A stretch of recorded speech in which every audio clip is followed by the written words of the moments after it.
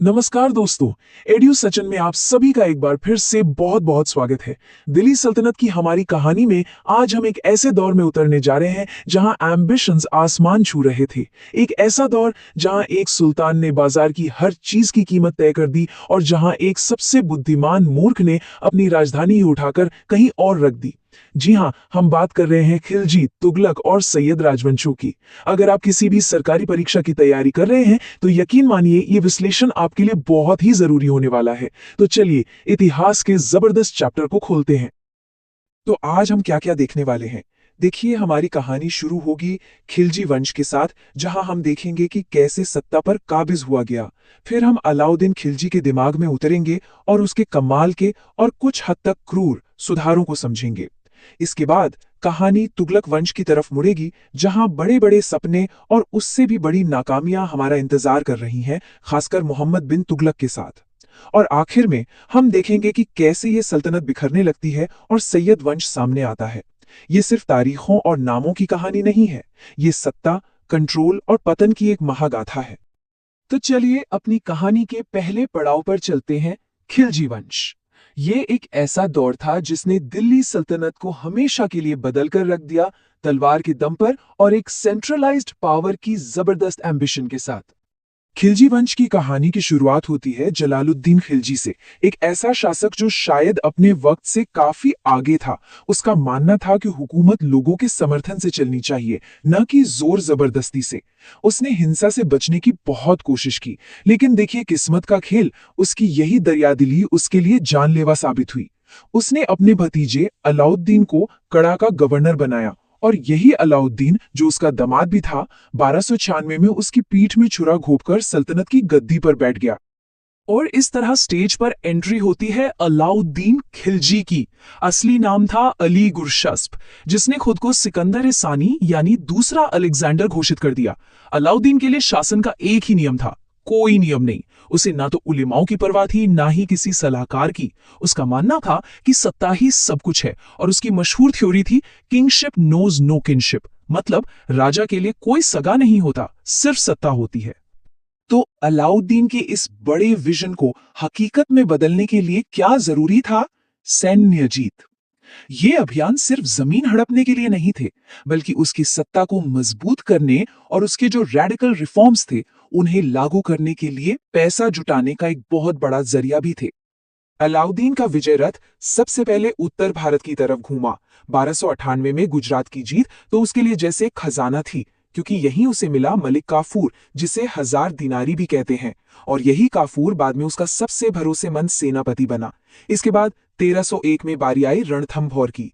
यहां हमीर देव चौहान की हार के साथ ही इतिहास में पहली बार जौहर की दर्दनाक घटना का जिक्र मिलता है, जब राजपूत महिलाओं ने अपनी आन बचाने के लिए खुद को आग के हवाले कर दिया था। और फिर आया वो साल 1303, जब इतिहास की सबसे मशहूर घेराबंदी हुई, चित्तौड़ की। रावल रतन सिंह की हार और रानी पद्मिनी के नेतृत्व में हुए जौहर की कहानी आज भी हम सब जानते हैं। इस घटना का पहला फारसी जिक्र हमें अमीर खुसरो की किताब खजाइन उल फुतूह में मिलता है। ये फैक्ट एग्जाम के लिए जरूर याद रखिएगा। जीत के बाद अलाउद्दीन ने इस मशहूर किले का नाम बदलकर अपने बेटे के नाम पर खिजाबाद रख दिया और अपना विजय अभियान जारी रखा। अब दक्षिण भारत को जीतने का जिम्मा मलिक काफूर ने उठाया, और यहाँ अलाउद्दीन की स्ट्रैटेजी बिल्कुल अलग और बहुत ही स्मार्ट थी।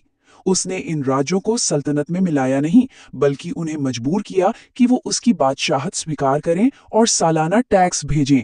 इस अभियान में देवगिरी, वारंगल और मदुरै जैसे अमीर राज्य उसके अधीन आ गए। और हाँ, यही वारंगल से उसे वो बेशकीमती हीरा मिला जिसे आज हम कोहिनूर के नाम से जानते हैं। ये एक ऐसा फैक्ट है जो अक्सर परीक्षाओं में पूछ लिया जाता है। लड़ाइयां तो बहुत हो गईं, पर अलाउद्दीन के शासन का जो सबसे जरूरी हिस्सा है वो अब शुरू होता है, उसके सुधार। ये एडमिनिस्ट्रेटिव और इकोनॉमिक बदलाव इतने जबरदस्त थे कि इनसे पहले ऐसा कभी नहीं हुआ था, और यही एक मजबूत सेंट्रलाइज्ड राज्य की नींव बने। इतने बड़े साम्राज्य को संभालने के लिए अलाउद्दीन को एक बहुत बड़ी और डिसिप्लिन्ड सेना की जरूरत थी। वो दिल्ली का पहला सुल्तान था जिसने एक परमानेंट सेना रखी और सैनिकों को जमीन यानी जागीर देने की बजाय कैश सैलरी देना शुरू किया। अब सेना में भ्रष्टाचार को कैसे रोकें? इसके लिए उसने दो रेवोल्यूशनरी कदम उठाए। पहला, दाग प्रथा, जिसमें घोड़ों पर शाही मोहर लगाई जाती थी ताकि अच्छे घोड़ों को घटिया घोड़ों से बदला ना जा सके। और दूसरा, चेहरा, जिसमें हर सैनिक का पूरा हुलिया दर्ज किया जाता था। अलाउद्दीन का शायद सबसे मशहूर और सबसे दहाड़दार सुधार था उसकी बाजार नियंत्रण नीति। अब आप सोच रहे होंगे, ऐसा उसने किया क्यों? मकसद बिल्कुल साफ था, अपनी विशाल सेना को कम सैलरी पर मेंटेन करना। इसके लिए उसने हर चीज की कीमत फिक्स कर दी। उसने दिल्ली में 3 अलग अलग बाजार बनवाए, एक अनाज के लिए, दूसरा कपड़े और कीमती सामान के लिए, और तीसरा गुलामों और जानवरों के लिए। और यह पक्का करने के लिए कि कोई भी नियमों को न तोड़े, उसने सख्त अफसरों और जासूसों का एक पूरा जाल बिछा दिया। और इन नियमों को लागू करने का तरीका, वो तो बहुत ही क्रूर था। हर चीज की कीमत तय थी। अगर कोई दुकानदार वजन में थोड़ी सी भी हेराफेरी करता पकड़ा जाता, तो उसके शरीर से उतना ही मांस काट लिया जाता था। सोचिए कितना खौफ रहा होगा। इतना ही नहीं, उसने सरकारी गोदाम बनवाए और अकाल के समय के लिए राशनिंग सिस्टम भी शुरू किया। ये एक ऐसी व्यवस्था थी जिसके बारे में आपको परीक्षाओं के लिए जरूर पता होना चाहिए। अपना खजाना भरने के लिए अलाउद्दीन ने रेवेन्यू सिस्टम में भी बड़े बदलाव किए। उसने लैंड टैक्स यानी खराज को बढ़ाकर सीधे उपज का 50% कर दिया। मतलब किसान जो भी उगाएगा उसका आधा हिस्सा सीधा सुल्तान का। उसने घरों पर घराई और चरागाहों पर चराई जैसे नए टैक्स भी लगा दिए। जमीन की पैमाइश करवाई और सारी ताकत अपने हाथ में रखने के लिए छोटी छोटी जागीरों को खत्म करके उन्हें सीधा शाही कंट्रोल वाली खालसा जमीन में बदल दिया। लेकिन अलाउद्दीन सिर्फ एक योद्धा और एडमिनिस्ट्रेटर ही नहीं था। उसके दौर में कला और वास्तुकला ने भी नई ऊंचाइयां छुई। आज भी हम दिल्ली में उसके बनवाए अलाई दरवाजा और सीरी का किला देख सकते हैं। और इस दौर के सबसे चमकते सितारे थे अमीर खुसरू, जिन्हें तूती ए हिंद यानी भारत का तोता भी कहा जाता है। सितार, तबला, कव्वाली, इन सब की जड़ें हमें अमीर खुसरो के काम में ही मिलती हैं। वो सच में एक कल्चरल जीनियस थे। लेकिन जैसा कि इतिहास में अक्सर होता है, एक शक्तिशाली शासक के जाने के बाद साम्राज्य बिखरने लगता है। 1316 में अलाउद्दीन की मौत के बाद उसके कमजोर उत्तराधिकारी इस विशाल सल्तनत को संभाल नहीं पाए और सिर्फ 4 साल के अंदर 1320 में गाजी मलिक नाम के एक गवर्नर ने आखिरी खिलजी शासक को उखाड़ फेंका और दिल्ली की गद्दी पर एक नए वंश की नींव रखी, तुगलक वंश। तो अब हम कहानी के दूसरे और सबसे लंबे समय तक चलने वाले राजवंश तुगलक वंश में आ गए हैं। ये दौर और भी बड़ी महत्वाकांक्षाओं का था और ऐसे रैडिकल एक्सपेरिमेंट्स का जो आखिर में साम्राज्य के टूटने की वजह बने। तुगलक वंश की शुरुआत की गयासुद्दीन तुगलक ने, जिसका असली नाम गाजी मलिक था। उसने दिल्ली के पास मशहूर तुगलकाबाद किला बनवाया। लेकिन उसका सबसे अहम योगदान था एग्रीकल्चर के क्षेत्र में। वो दिल्ली सल्तनत का पहला सुल्तान था जिसने किसानों की मदद के लिए सिंचाई नहरों का एक नेटवर्क बनाना शुरू किया। एक बहुत ही दूर की सोच वाला कदम। गयासुद्दीन तुगलक का अंत भी उतना ही ड्रामेटिक था जितना उसका उदय। मशहूर सूफी संत निजामुद्दीन औलिया से उसके रिश्ते अच्छे नहीं थे। जब सुल्तान ने बंगाल से लौटते हुए उन्हें दिल्ली छोड़ने की धमकी दी, तो औलिया ने शांति से जवाब दिया, हनूज दिल्ली दूरस्त, यानी दिल्ली अभी दूर है। और उनकी भविष्यवाणी सच हो गई। दिल्ली पहुंचने से ठीक पहले एक लकड़ी का मंडप गिरने से सुल्तान की मौत हो गई। क्या यह एक हादसा था या उसके अपने बेटे मोहम्मद बिन तुगलक की एक सोची समझी साजिश? ये राज आज भी इतिहासकारों के बीच एक बहस का मुद्दा है। और अब आते हैं सल्तनत के सबसे पढ़े लिखे, सबसे इंटेलिजेंट और साथ ही सबसे कंट्रोवर्शियल सुल्तान मोहम्मद बिन तुगलक पर। उसे बुद्धिमान मूर्ख भी कहा जाता है। वो अरबी, फारसी, एस्ट्रोनॉमी, फिलोसफी, मैथ्स, मेडिसिन सबका बड़ा विद्वान था। मशहूर यात्री इब्न बतूता इसी के शासनकाल में मोरक्को से भारत आया था। मोहम्मद बिन तुगलक की बुद्धिमानी और उसकी फेल हुई नीतियां एक ऐसा पैराडॉक्स है जो आज भी हमें हैरान करता है। तो चलिए आप मोहम्मद बिन तुगलक के शासनकाल के दिल में उतरते हैं और उसकी उन 5 मशहूर या कहूं तो कुख्यात योजनाओं को एनालाइज करते हैं जिनके कारण उसे बुद्धिमान मूर्ख कहा गया और जो परीक्षाओं का एक फेवरेट टॉपिक है। इतिहासकार बर्नी ने उसकी 5 बड़ी योजनाओं का जिक्र किया है। दोआब में टैक्स बढ़ाना, राजधानी बदलना, सांकेतिक मुद्रा यानी टोकन करेंसी चलाना और 2 बड़े सैन्य अभियान, खुरासान और कराचिल। आइए एक एक करके देखते हैं कि ये प्लान आखिर फेल क्यों हुए। उसकी पहली ही योजना एक डिजास्टर साबित हुई। उसने दोआब के उपजाऊ इलाके में टैक्स बढ़ा दिया, और वो भी ठीक उसी समय जब वहां भयानक अकाल पड़ा था। नतीजा, किसान बर्बाद हो गए और विद्रोह भड़क उठा। इसके बाद उसका दूसरा बड़ा फैसला आया। राजधानी को दिल्ली से 700 मील दूर देवगिरी यानी दौलताबाद ले जाना। पूरी दिल्ली की आबादी को वहां जाने पर मजबूर किया गया। ये एक लॉजिस्टिकल नाइटमेयर था। 2 साल के अंदर ही उसे अपनी गलती का एहसास हुआ और राजधानी वापस दिल्ली लानी पड़ी। अब उसकी तीसरी योजना, सांकेतिक मुद्रा। दुनिया भर में चांदी की कमी हो रही थी, तो उसने चांदी के टका की जगह तांबे या कांसे के सिक्के चलाए, जिनकी वैल्यू चांदी के सिक्के के बराबर रखी। आइडिया तो ब्रिलियंट था, अपने समय से बहुत आगे। पर यह फेल क्यों हुआ?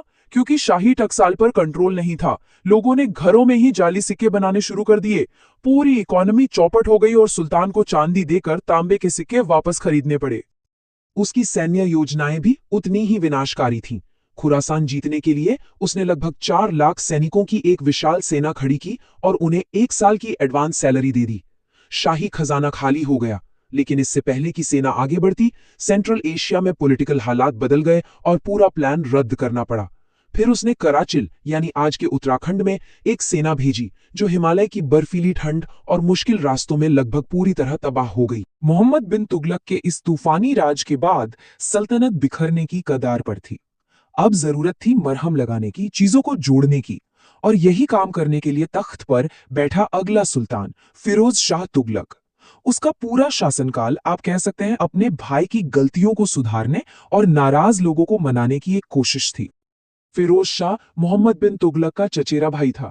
उसने आते ही समझ लिया कि सल्तनत को बचाना है तो सबको खुश करना पड़ेगा, खासकर ताकतवर अमीरों और उलेमाओं को, जिन्हें मोहम्मद बिन तुगलक ने बहुत नाराज कर दिया था।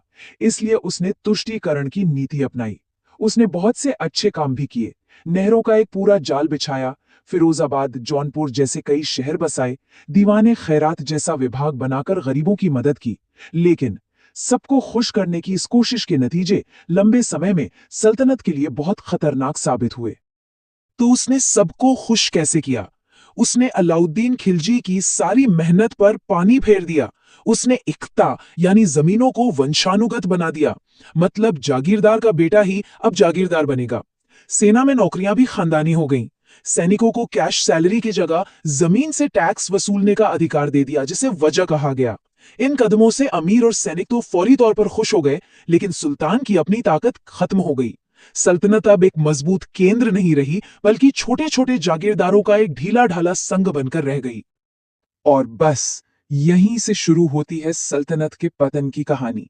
चलिए अब अपने आखिरी हिस्से में देखते हैं कि इन नीतियों का नतीजा क्या निकला और कैसे ये विशाल साम्राज्य आखिर में बिखर गया।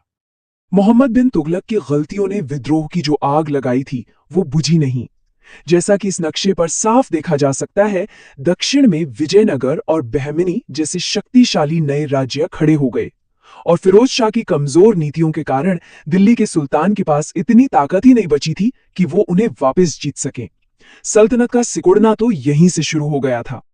मोहम्मद बिन तुगलक की मौत पर इतिहासकार बदायूनी ने जो लिखा, वो शायद उसके पूरे शासनकाल का सबसे सटीक सार है।